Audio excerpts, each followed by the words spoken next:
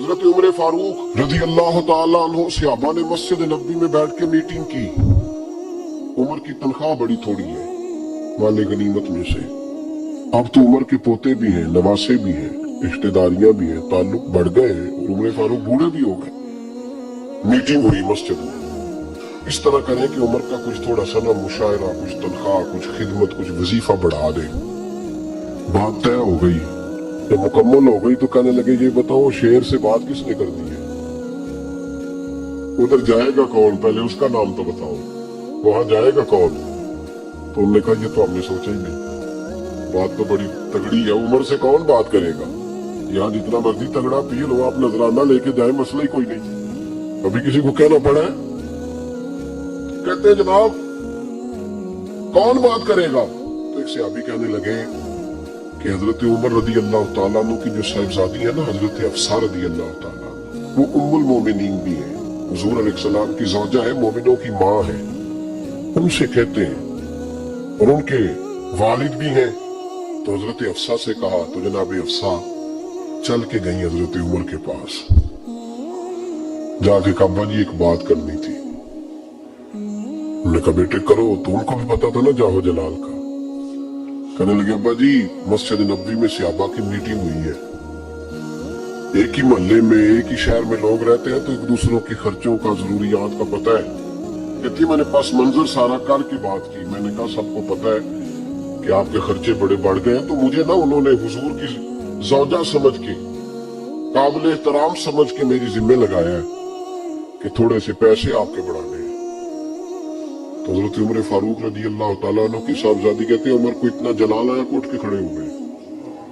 कहने लगे अफसा उन लोगों के नाम बता, मैं उन्हें दुर्रों से मारूंगा और इस तरह मारूंगा कि उनकी कमर पे निशान पड़े, उनकी कमरों पे निशान पड़े, इस अंदाज में दुर्रे मारूंगा कि मुझे जख्म नजर आए। अब्बा जी इतना जलाल किस बात का, सादी सी बात है।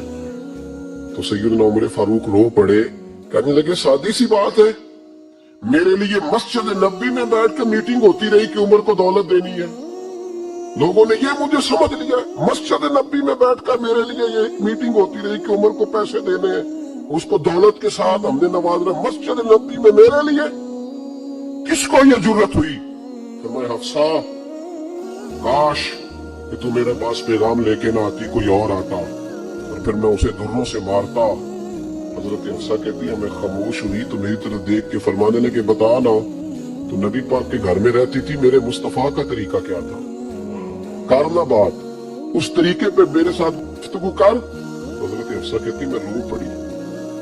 मैंने कहा अब्बा जी गलती हो गई, आंदा नहीं करूंगी। भाई मेयार बनाया हुआ था, आप यकीन करें हमारे ताल्लुकात आप शादी पे देख लें, जो गरीब रिश्तेदार है उसे कौन मनाने जाता है, लेकिन सारी बरादरी इकट्ठी उसके दरवाजे पे बैठी है, जिसने आना है तो कुछ लेके आना है। हर चीज दौलत में तुलेगी, मेयार ही दौलत बन गया है, मकसूद ही दौलत बन गया है। इस पैसे ने, इस दुनियादारी ने, दुनियादार पुजारी ज़ारदे कुत्ते दे गल टल्ली हो, इतना सख्त रवैया लोगों ने अपना लिया, रिश्तों का तकद्दुस नहीं रहा। एक मजलिस में मैंने ऐसा रंग भी देखा, एक ऐसा शख्स जिसे मैं जाती तौर पे जानता हूँ कि आलिम भी है, परहेजगार भी है, नेक भी है, वो भी बैठा था और उसके साथ एक सेठ भी बैठा था। लेकिन जो लोगों का अकीदत का रिश्ता उस दरवेश के साथ होना चाहिए था वो सेठ के साथ था। तो मैं गौर कर रहा था कि यार कौम का ज़हन किस तरह का हो गया, सिर्फ इसके हाथ में पैसे, दौलतमंद है, उस आदमी की दरवेशी भी गई, इल्म भी गया, तकवा भी गया, सिर्फ पैसे नहीं है उसके पास, तो वो कोने में लगा हुआ है और उससे लोग बच बच के सलाम। और मैं कहा करता हूँ अकीदत का पता चलता ही तब है जब इज्तिमा होता है।